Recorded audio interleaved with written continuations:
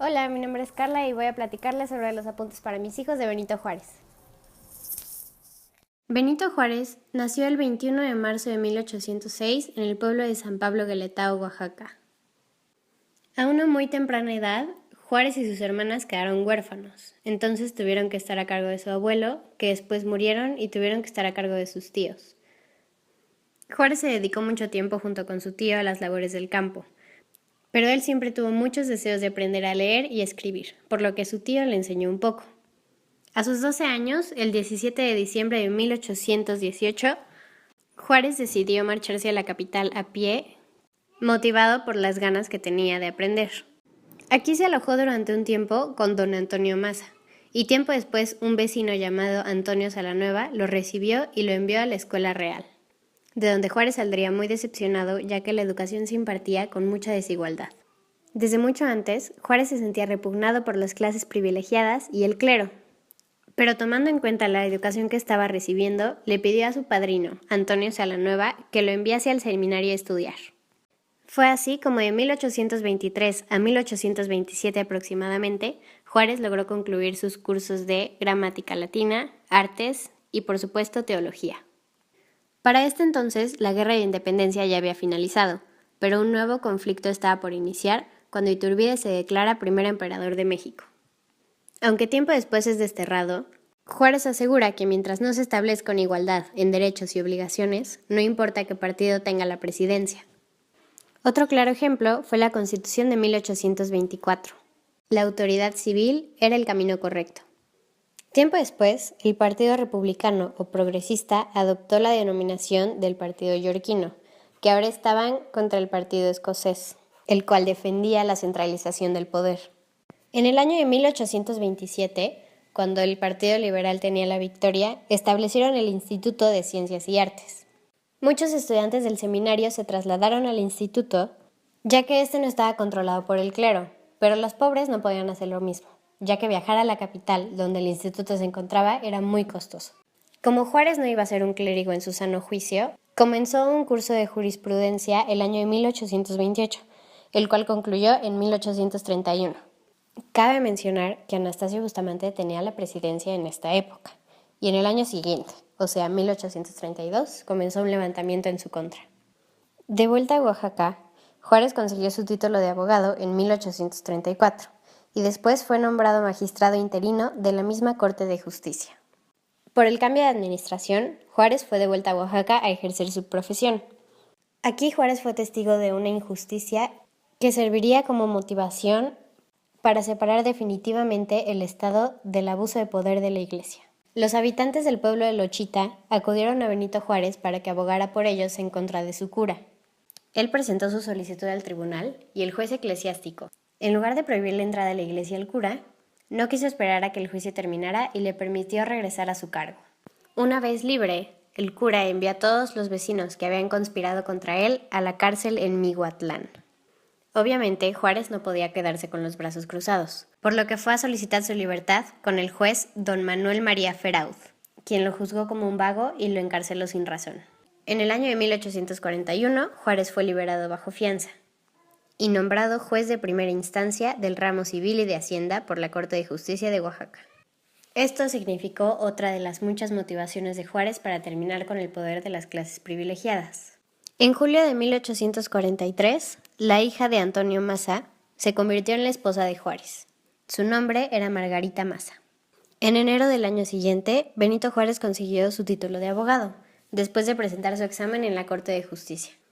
Al poco tiempo de presentar su examen, es nombrado magistrado interino de la misma. Ese mismo año cae la administración de Valentín Gómez Farías, derrocado por los promovedores de Arista, Durán y Canalizo. Gracias a este nuevo cambio de administración, Juárez se ve obligado a volver a Oaxaca. Para dar un buen ejemplo con la muerte de su hija, Juárez la traslada al cementerio de San Miguel, en lugar de enterrarla en la iglesia, por motivos de salubridad y por dar un buen ejemplo. De 1853 a 1855, Juárez es perseguido por las fuerzas de Santana y trasladado de un lugar a otro por toda la República. Terminando este periodo, Juárez decide regresar y ponerse a las órdenes de Juan Álvarez y Comonfort.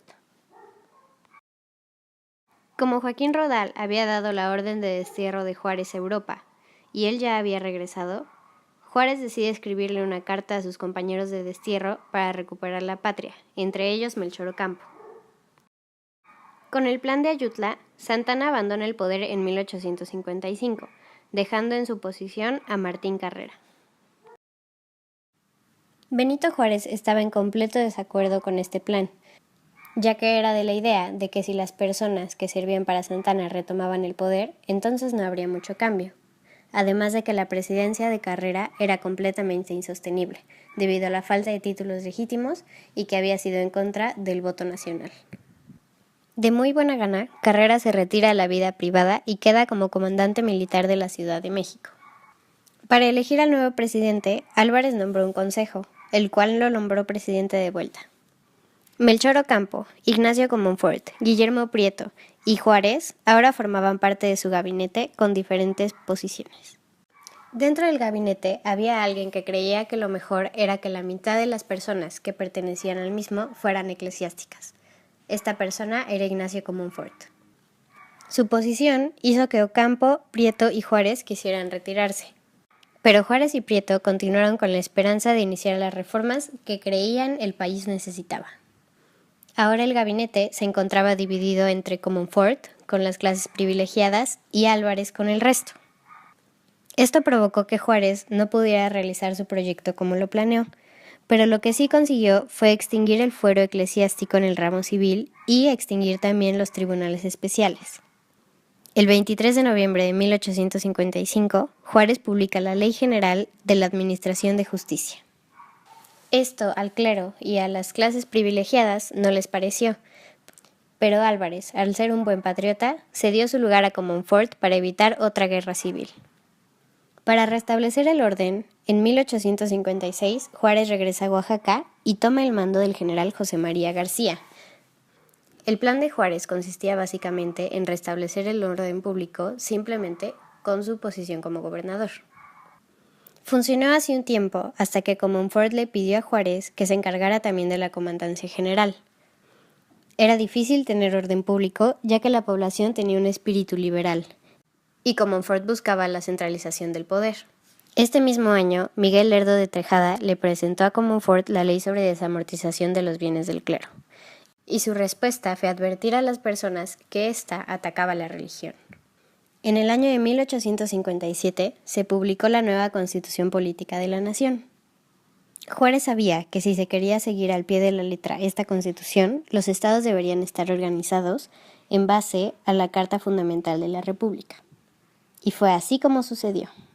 Con la Constitución de Oaxaca, Juárez fue nombrado gobernador.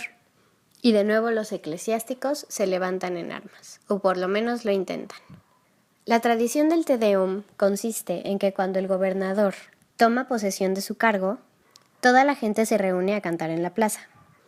Juárez, con la idea de que las autoridades civiles no debían asistir a eventos religiosos, resolvió este conflicto con su ausencia.